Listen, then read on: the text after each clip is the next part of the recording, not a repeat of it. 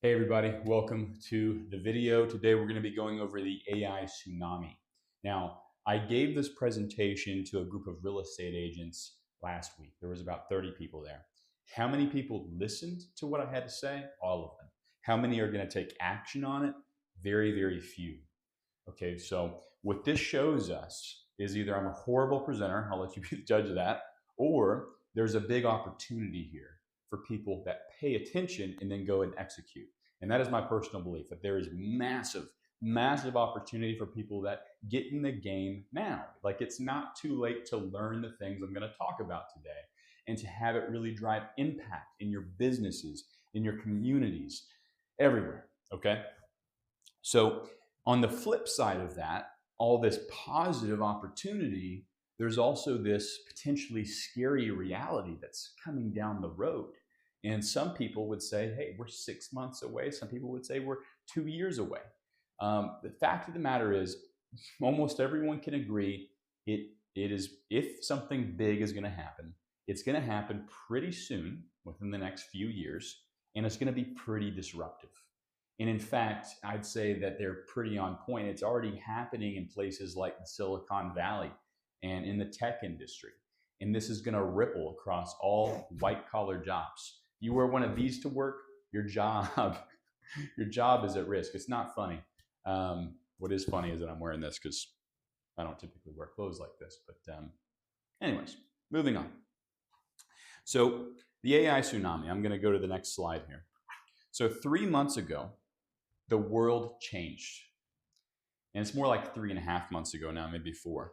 But a piece of software was released that completely changed the way AI, like I use AI.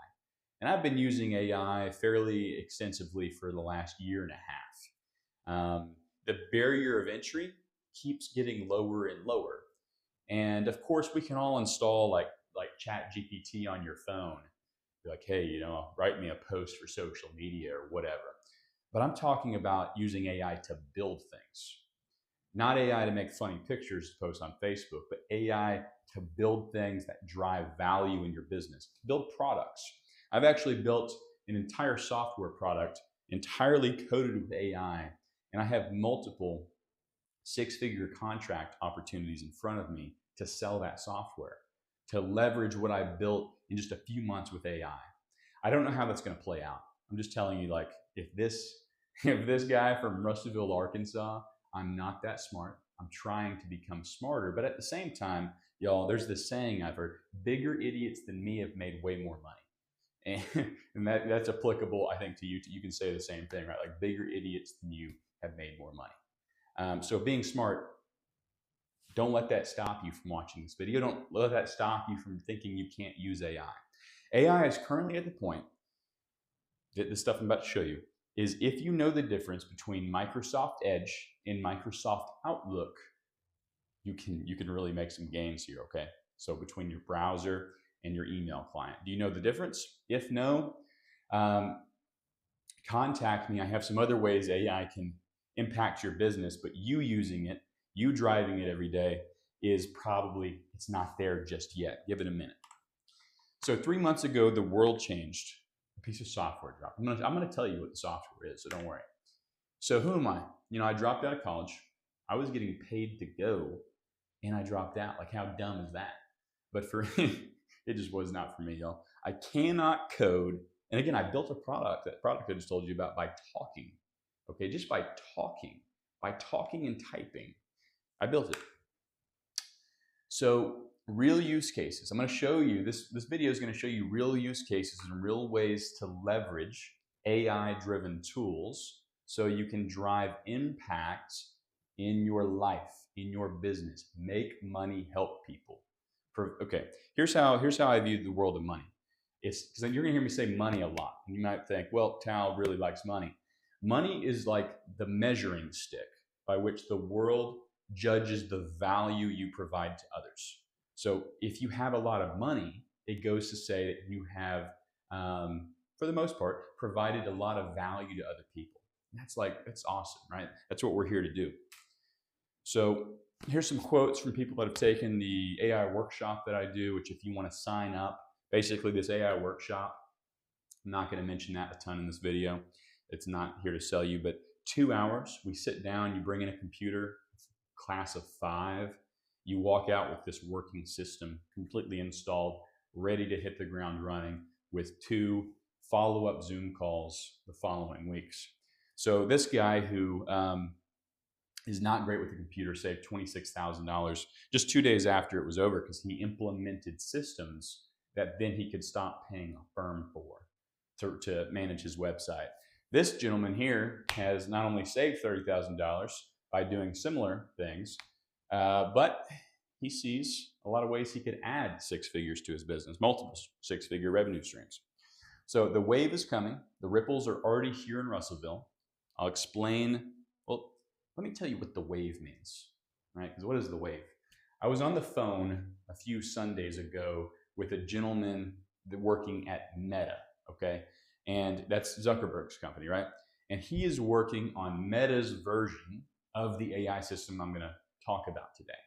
So he's building this thing for them, like their own clone of it, right? Because again, 3 months ago when this piece of software dropped, it changed the tech world completely. Not just the tech world, it changed all of our worlds.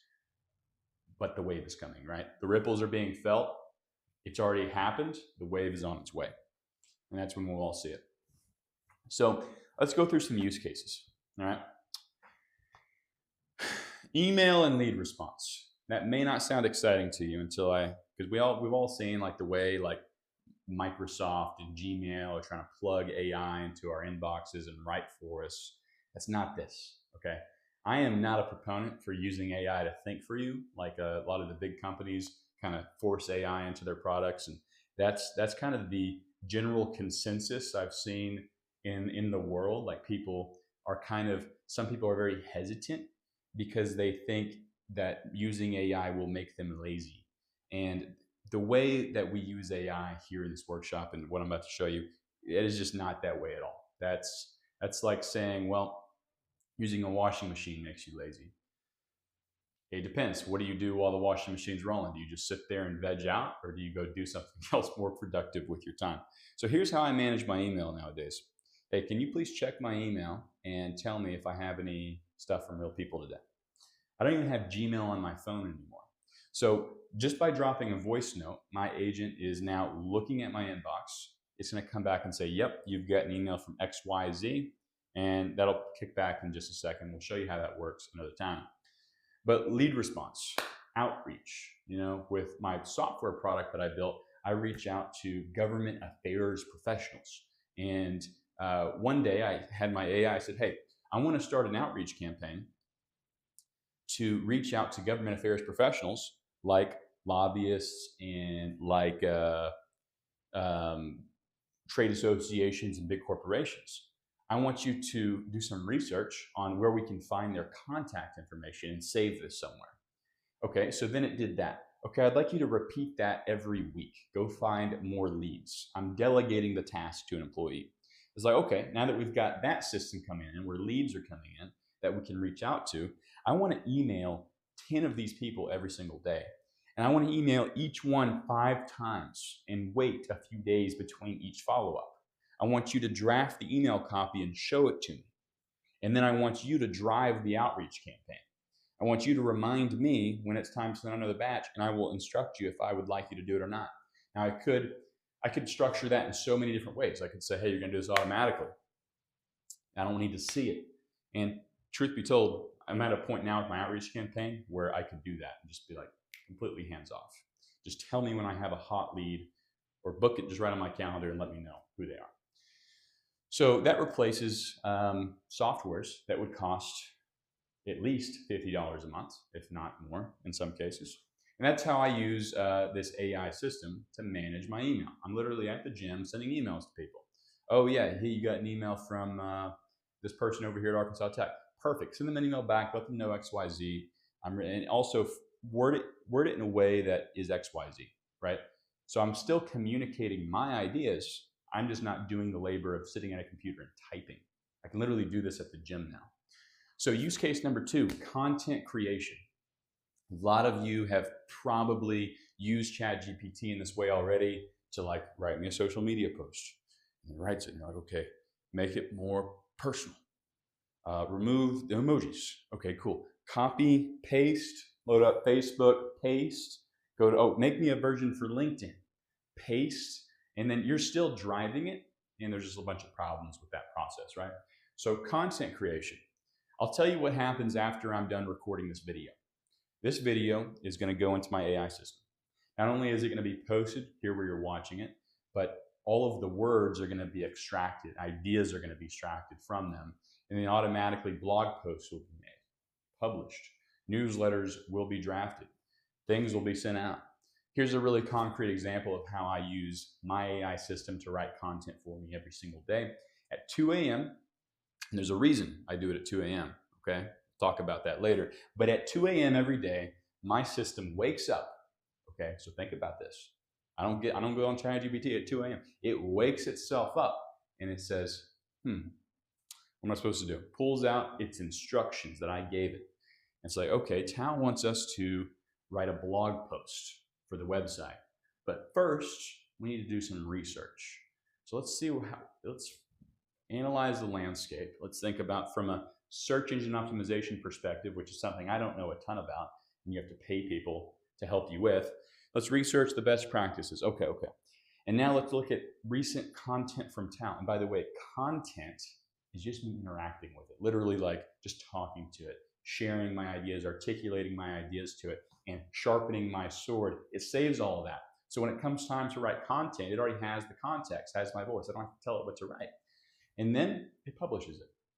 Okay, for the first week, I said, hey, for the first week, you're going to come to me for approval.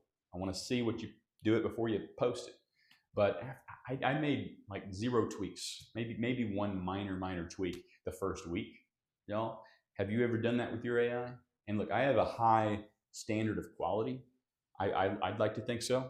I'm pretty like nitpicky with my AI sometimes, although we could have a whole other conversation about why that may not be the best thing.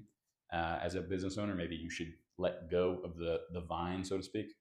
So now it's posting automatically, right? Like I'm not babysitting it, and that's very freeing.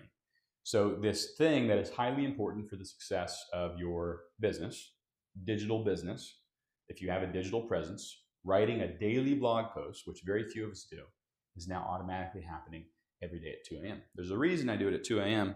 Why don't you ask me why next time you see me or send me an email, and I'll tell you why, okay? Because there's a reason. It is while I'm sleeping, and it's not just for the cool factor.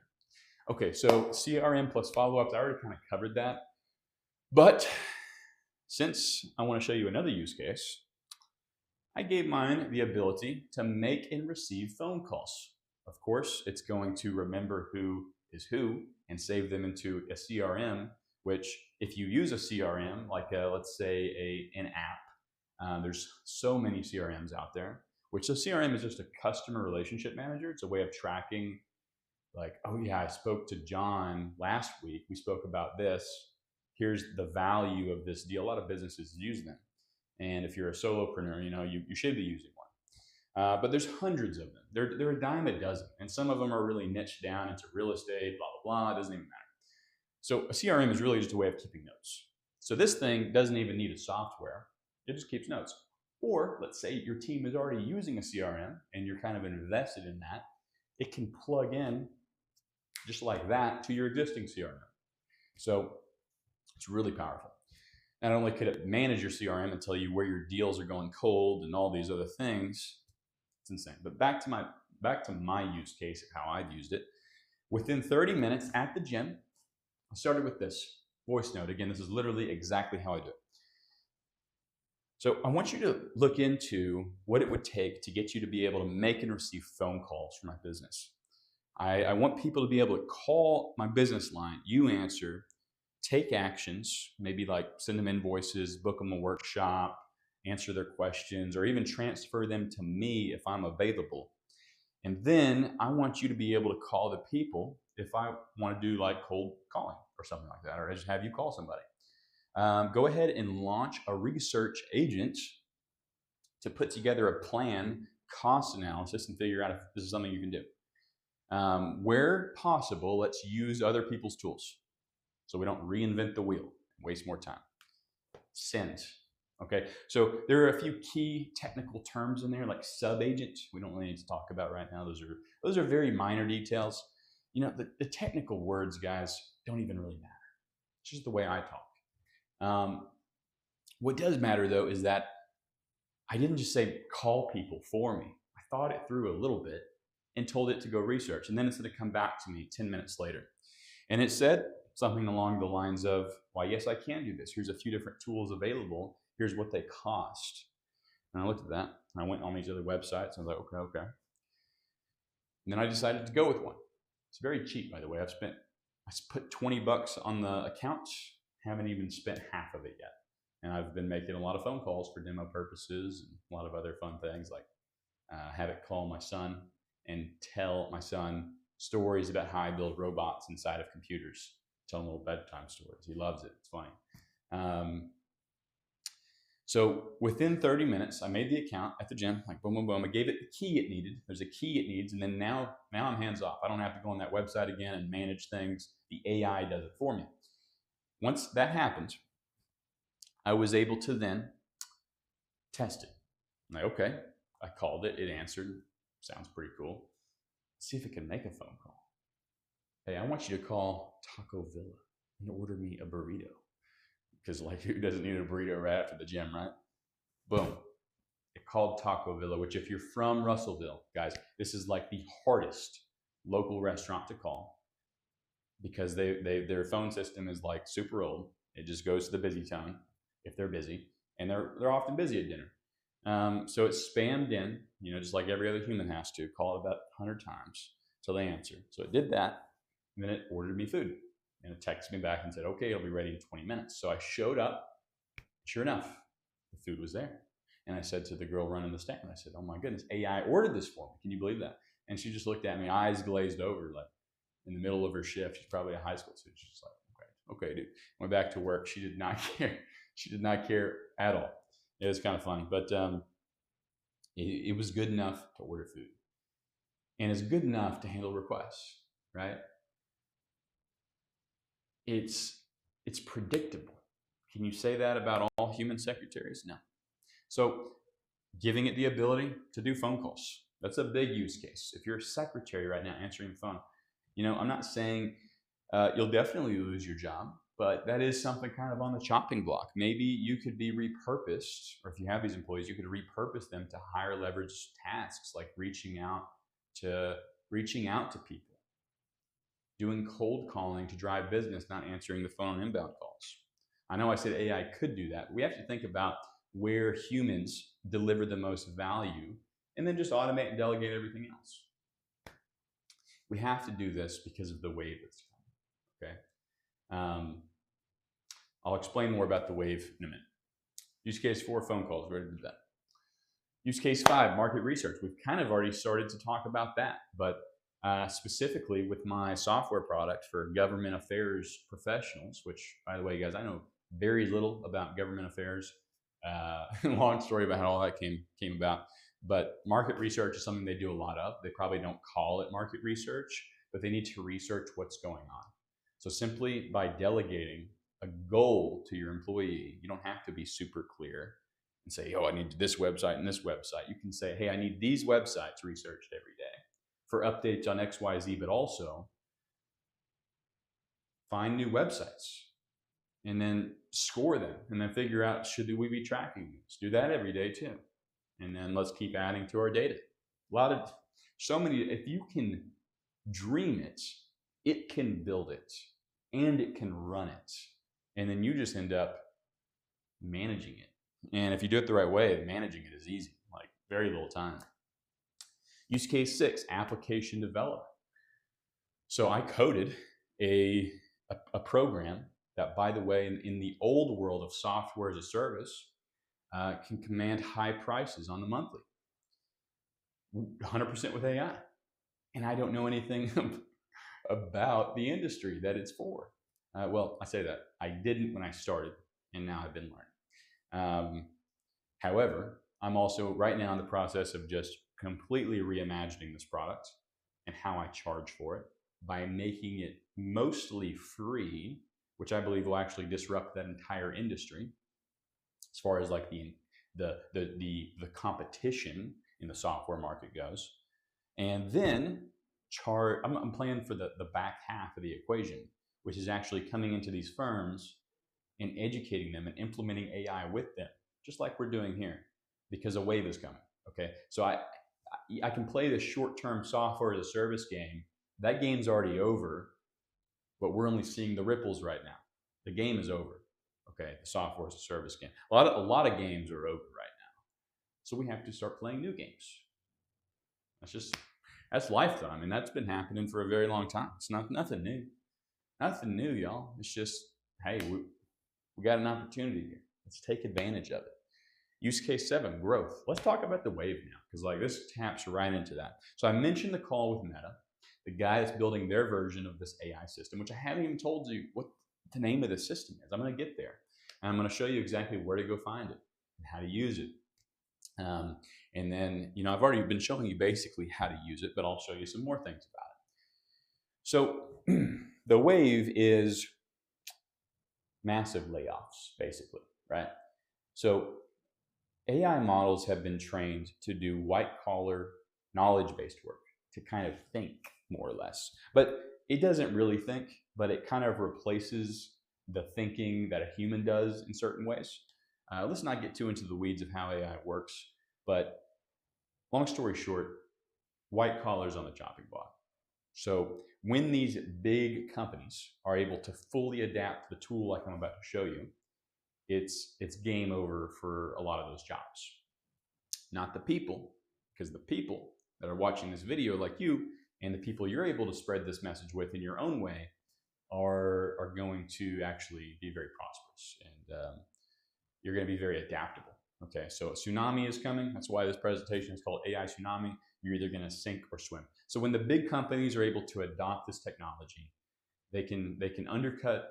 Well, first of all, they can lay off massive amounts of their workforce, and then they can undercut competitors in the market by offering much lower prices because they have a much lower overhead. Now, of course, there's a ton of edge cases here, and like there's some industries where you legally can't charge less than X, Y, Z. That's not really what I'm talking about. And then the companies that adapt to these workflows right now are the ones that are going to be dominating other industries. Now, I hear a lot of people say things like AI is not coming for your job. It's a person that uses AI that's coming for your job. I think this is something we tell ourselves to sleep at night. I think AI is coming for your job. And I think there will be just a few people left standing at the end of this that have made a lot of money and generated a lot of wealth. But I don't know. I don't know what the future looks like.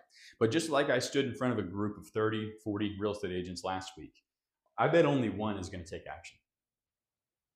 One out of, okay, so let's say 2 out of 100 people, 2% are actually going to do something about this. Those are the few left standing. And you've made it how far in this video at this point? You haven't loaded up TikTok on your phone and started scrolling? I hope not. Anyways, you are part of that 2%. All right, next slide. OpenClaw, the name of the system, y'all. Okay, so OpenClaw is revolutionary. It's the thing that changed the world 3 months ago. It's an idea. It is a program. It is a tangible, well, it is a digital thing you can put on your computer, but it's also an idea. It's an idea of powerful AI. It's an idea of locally ran software. I'm not going to get too much into the philosophy of all this because I could really start going, but it's open source, meaning it's free. There's no company that runs OpenClaw. It is a community created project. I'm going to have another video about all of that in another day because I could talk about that for a while. And there's some important things to learn there. But it is an operating system for your AI employees. So if ChatGPT is the brain, OpenClaw is the hands. Or a better analogy, if ChatGPT is, well, let's use this analogy, actually. I'll come over here. I don't know what this stuff on the whiteboard is. Someone's going to be in here later. I guess they pre-gamed the whiteboard here. But I'm going to use their marker for sure. OpenClaw is the vehicle. Okay, so I'm going to draw about one of the worst buses you've ever seen in your life. Okay, it is the vehicle. It's the driver. It's the wheels. It's the door. It's the exhaust pipe. I don't know if it's supposed to be exhaust. It is It's the sunroof. It's whatever other features you want to stack onto this. It's the solar panel array. It is the cool factor of what's inside the vehicle of your bus that you're driving around. It's the dining room set. It's the kitchen sink. But it can't go without an engine. So we lease our engines mostly.